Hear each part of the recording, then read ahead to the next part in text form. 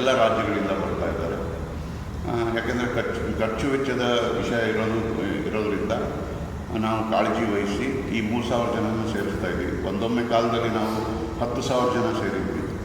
ಅವತ್ತು ಜನ ಇದ್ದರು, 1,64,000 ಜನ ಇದ್ದರು. ಇವತ್ತು ನಮ್ಮಲ್ಲಿ ಇರೋದೇ ಕೇವಲ ನಾನ್ ಎಕ್ಸಿಕ್ಯೂಟಿವ್ಸ್. ಯಾಕೆಂದರೆ ವೇಜ್ ರಿವಿಷನ್ ಕೇಳ್ತಾರೆ, ನಾವು ನಾನ್ ಎಕ್ಸಿಕ್ಯೂಟಿವ್ಸ್ಗೆ ನಾವು ಇರೋದೇ 28,000 ಜನ. ಈ 28,000ರಲ್ಲಿ 10% ನಾವು ಲೋಕಸಭೆಗೆ ಪಾರ್ಲಿಮೆಂಟ್ ಚಲೋನ ಒಂದು ಕಾರ್ಯಕ್ರಮದಲ್ಲಿ ನನ್ನ ಹೆಸರು HV ಸುದರ್ಶನ್ ಅಂತ, BSNL ಎಂಪ್ಲಾಯೀಸ್ ಯೂನಿಯನ್ನ ಅಖಿಲ ಭಾರತ ಸಹಾಯಕ ಪ್ರಧಾನ ಕಾರ್ಯದರ್ಶಿ ಹಾಗೂ ಕರ್ನಾಟಕ ವಲಯದ ಕಾರ್ಯದರ್ಶಿ. ಇವರು CK ಗುಂಡಣ್ಣ ಅಂತ, ಕರ್ನಾಟಕ ವಲಯದ ಅಧ್ಯಕ್ಷರು. ಇರ್ಫಾನ್ ಪಾಷಾ ಅಂತ, ಅಖಿಲ ಭಾರತ BSNL ಎಂಪ್ಲಾಯೀಸ್ ಯೂನಿಯನ್ನ ಖಜಾಂಚಿ. ಗಿರೀಶ್ ಅಂತ, ವಲಯ ಕಚೇರಿಯ ಕಾರ್ಯದರ್ಶಿ. CP ವಿಜಯ್ ಕುಮಾರ್, ಬೆಂಗಳೂರು ಜಿಲ್ಲೆಯ ಕಾರ್ಯದರ್ಶಿ. ಹಾಗೆ Abdul Arif, assistant district secretary. ಮತ್ತು ನಮ್ಮ ಥಾಮಸ್ ದೊರೆರಾಜ್, ಇವರು ವಲಯದ ಒಂದು ಪದಾಧಿಕಾರಿ.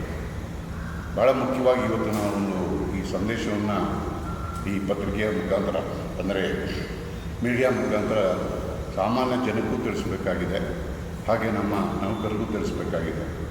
ಆ ನಿಟ್ಟಿನಲ್ಲಿ ಇವತ್ತು ನಾವು ಈ ಒಂದು ಪತ್ರಿಕಾ ಬಿಡುಗಡೆಯನ್ನು ಮಾಡ್ತಾಯಿದ್ದೀವಿ ಮೀಡಿಯಾ ಮುಖಾಂತರ. ಕಾರಣ ಇಷ್ಟೇ, 2017 ಜನವರಿಯಿಂದ ನಮಗೆ 3ನೇ ವೇತನ ಪರಿಷ್ಕರಣೆ ಬಾಕಿ ಇತ್ತು. ಆದರೆ BSNL ನಷ್ಟ ಅನುಭವಿಸ್ತಾ ಇದೆ ಅಂತ ಹೇಳಿ ಈ ಒಂದು ವೇತನ ಪರಿಷ್ಕರಣೆ ನಮಗೆ ನಿರಾಕರಿಸಿದ್ದು. ನಿರಂತರವಾಗಿ 8 ವರ್ಷಗಳ ಹೋರಾಟ ಮಾಡಿ ಕೊನೆಗೆ ಅಕ್ಟೋಬರ್ 8, 2025ಕ್ಕೆ ಒಂದು ವೇತನ ಒಪ್ಪಂದ ಸಹಿ ಆಯಿತು. ಸಹಿ ಆದಮೇಲೂ ಕೂಡ ಅದು 5-6 ತಿಂಗಳು ನಮ್ಮ ಕಾರ್ಪೊರೇಟ್ ಆಫೀಸಲ್ಲೇ ಇತ್ತು. ಅಲ್ಲಿ ನಿರ್ದೇಶಕ ಮಂಡಳಿಯ ಒಂದು ಒಪ್ಪಿಗೆ ಬೇಕಿತ್ತು.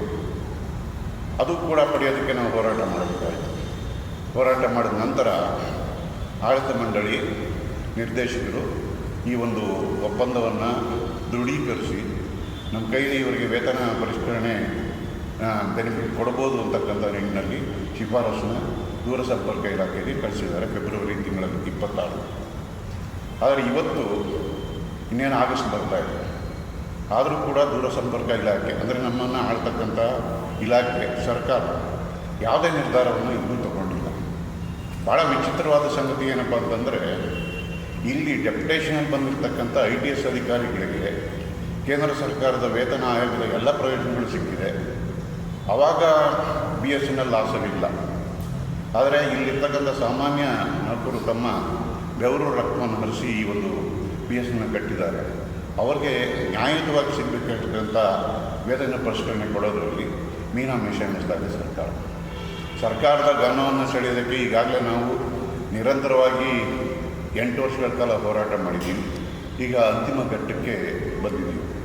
ಈ ನಿಟ್ಟಿನಲ್ಲಿ ಇವತ್ತು ಕೂಡ ನಾವು ಬ್ಲ್ಯಾಕ್ ಬ್ಯಾಟ್ ವೇರ್ ಮಾಡಿ ಒಂದು ನಮ್ಮ ಪ್ರತಿಭಟನೆಯನ್ನು ತೋರಿಸ್ತಾ ಇದ್ದೀವಿ. ವಿವಿಧ ಕಾರಣಗಳಿವೆ. ಒಂದು, ಏನು ಆತ್ಮನಿರ್ಭರ್ ಭಾರತ ಅಂತಕ್ಕಂಥ ಮಾತನ್ನ ಹೇಳಿ ಇವತ್ತು ನಮಗೆ 4G ಸೇವೆಯನ್ನು ಪ್ರಾರಂಭ ಮಾಡಿದ್ದಾರೆ. ಅದು ಪ್ರೂವನ್ ಟೆಕ್ನಾಲಜಿ ಅಲ್ಲ, ಇನ್ನೂ ಒದ್ದಾಡ್ತಾ ಇದ್ದೀವಿ. 21ನೇ ಇಸ್ವಿನಲ್ಲಿ 9,000 ಖರ್ಚು ಮಾಡಿದ್ರೆ ಸಾಕು, ನಮ್ಮಲ್ಲಿ ಇರ್ತಕ್ಕಂಥ 69,000 ಟವರ್ನ 4Gಗೆ ಅಪ್ಗ್ರೇಡ್ ಮಾಡ್ಬೋದಾಗಿತ್ತು. ಈ ಸಲಹೆಯನ್ನು ಕೂಡ ನಾವು ಕೊಟ್ಟಾಗ ಆತ್ಮನಿರ್ಭರ್ ಭಾರತ ಅನ್ನೋ ಹೆಸರಲ್ಲಿ ರದ್ದು ಮಾಡಿ ನೀವು ಸ್ವದೇಶಿ ಟೆಕ್ನಾಲಜಿ ಯೂಸ್ ಮಾಡಬೇಕು ಅಂತ ಹೇಳಿ ಈಗ TCSಗೆ ಒಂದು 23,000 ಕೋಟಿ ಕೊಟ್ಟಿದ್ದಾರೆ. TCS ಅಂದರೆ ಟಾಟಾ ಕಂಪನಿ. ಆದರೆ ಅವರು ಇನ್ನೂ ಕಳೆದ 5 ವರ್ಷಗಳಿಂದ ಇನ್ನೂ ಪ್ರಯೋಗ ಮಾಡ್ತಾನೇ ಇದ್ದಾರೆ. ನಮಗೆ ಯಾವುದೇ ಅದರಿಂದ ಫಲ ಸಿಕ್ಕಿಲ್ಲ. 4G ಬಂದಿದೆ ಅಂತಕ್ಕಂಥ ಡಂಗೂರವನ್ನು ಕೇಂದ್ರ ಸರ್ಕಾರ ಸಾರ್ತಾನೇ ಇದೆ. ಪ್ರತಿಯೊಂದು ಲೋಕಸಭೆಯಲ್ಲಾಗಲಿ, ಮಂತ್ರಿಗಳ ಹೇಳಿಕೆಯಲ್ಲಾಗಲಿ 4G ಬಂದಿದೆ, ಇನ್ನೂ 1,00,000 ಟವರ್ ಆಗ್ತಾಯಿದ್ದೀವಿ, ಈ ಮಾತುಗಳನ್ನೆಲ್ಲ ಹೇಳ್ತಾ ಇದ್ದಾರೆ. ಆದರೆ ದುರಾದೃಷ್ಟ ಏನಪ್ಪ ಅಂತಂದರೆ, ಇವತ್ತು ಪ್ರತಿಯೊಬ್ಬ ನೌಕರನೂ ಸೇರಿ ಗ್ರಾಹಕ ಕೂಡ ಒಂದು ಖಾಸಗಿ ಕಂಪನಿಯ ಸಿಮ್ನ ಇಟ್ಕೊಳ್ತಕ್ಕಂಥ ಅನಿವಾರ್ಯತೆಯನ್ನು ಸೃಷ್ಟಿ ಮಾಡಿದೆ. ಯಾಕೆಂದರೆ ಬಿಕಾಸ್ ಆಫ್ ದ ಅನ್ಪ್ರೂವನ್ ಟೆಕ್ನಾಲಜಿ. ಇನ್ನೂ ಅದು ಸಾಬೀತಾಗಿಲ್ಲ, ಆದರೆ ಕೋಟ್ಯಾಂತರ ರೂಪಾಯಿ ಹೋಗಿದೆ. ಇಲ್ಲಿ ಬಹಳ ಮುಖ್ಯವಾಗಿ ಗಮನಿಸಬೇಕಾಗಿರ್ತಕ್ಕಂಥದ್ದು, ಒಂದು ನೌಕರನ ಆತ್ಮಸ್ಥೈರ್ಯವನ್ನು ಹೆಚ್ಚತಕ್ಕಂಥ ನಿಟ್ಟಿನಲ್ಲಿ ವೇತನ ಪರಿಷ್ಕರಣೆಯ ಜಾರಿ ಬಹಳ ಅವಶ್ಯಕತೆ ಇದೆ. ಯಾಕೆ ಅಂದರೆ 1 ವರ್ಷಗಳ ಹಿಂದೆ ಏನು ಈ ಲೋಕಸಭೆಯ ಸದಸ್ಯರನ್ನ ಒಳಗೊಂಡಂಥ ಒಂದು ಸಮಿತಿ, ಪಾರ್ಲಿಮೆಂಟ್ರಿ ಕಮಿಟಿ ಅಂತ ಕರೀತಾರೆ. ಆ ಕಮಿಟಿಯವರು ಬಂದು ಭಾಳ ಸ್ಪಷ್ಟವಾಗಿ ತಿಳಿಸಿದ್ದಾರೆ, ನಿಮ್ಮ ಟೆಕ್ನಾಲಜಿ ಗ್ರಾಹಕರಿಗೆ ಉತ್ತಮ ಗುಣಮಟ್ಟದ ಸೇವೆಯನ್ನು ಕೊಡೋಕ್ಕಾಗ್ತಾ ಇಲ್ಲ, ನೀವು ವಿದೇಶಿ ಕಂಪನಿಯ ಉಪಕರಣಗಳನ್ನ ಸಲಕರಣೆಗಳನ್ನ ಉಪಯೋಗಿಸ್ಬೋದು ಅಂತಕ್ಕಂಥ ಮಾತನ್ನು ಹೇಳಿದ್ದಾರೆ.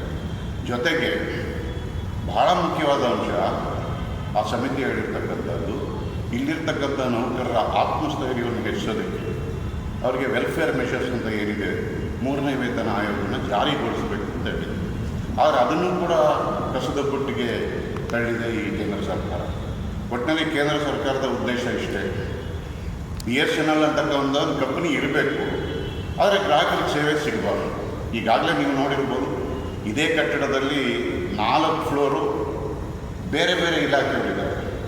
ಕೊನೆಗೆ BSNL ಕಟ್ಟಡ ಇರುತ್ತೆ, BSNL ಬೋರ್ಡ್ ಇರುತ್ತೆ, ಆದರೆ BSNL ಸೇವೆ ಕೊಡೋದಕ್ಕೆ ಇರೋದಿಲ್ಲ.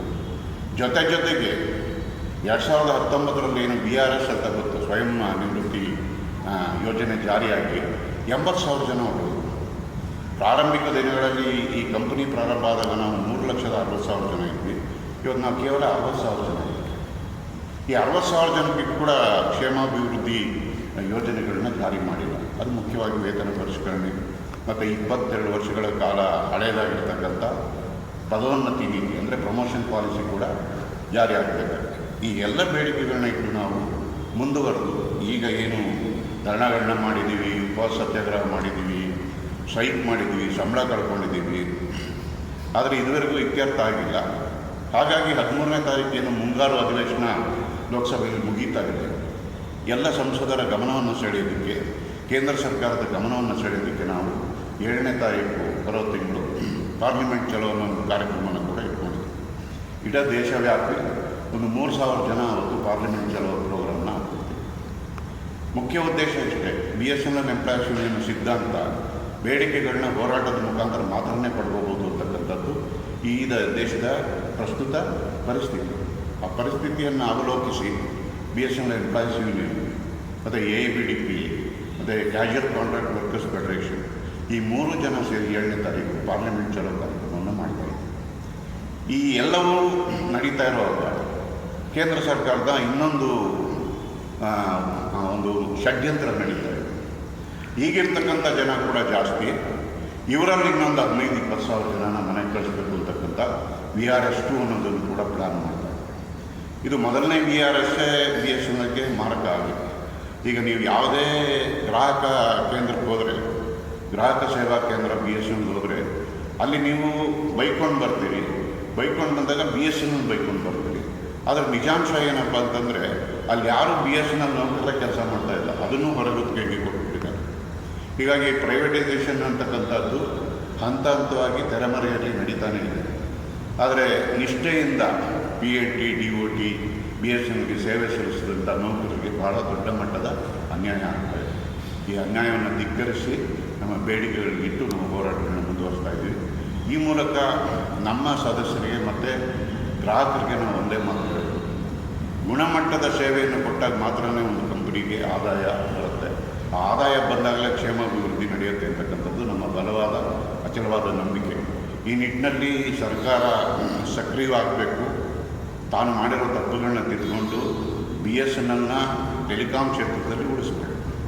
4G ಬಂದಿದೆ ಅಂತಕ್ಕಂಥ ಡಂಗೂರ ಸಾರ್ತಕ್ಕಂಥ ಮಂತ್ರಿಯಿಂದ ಹಿಡಿದು ಕೇಂದ್ರ ಸರ್ಕಾರ ಕಳೆದ ವರ್ಷ ಏನು 4G ಬಂದಿದೆ ಅಂತ ಹೇಳಿ ಖುದ್ದು ಪ್ರಧಾನಮಂತ್ರಿಗಳೇನೆ 74,000 ಟವರು ಇನಾಗ್ರೇಟ್ ಮಾಡಿದ್ರು 4G.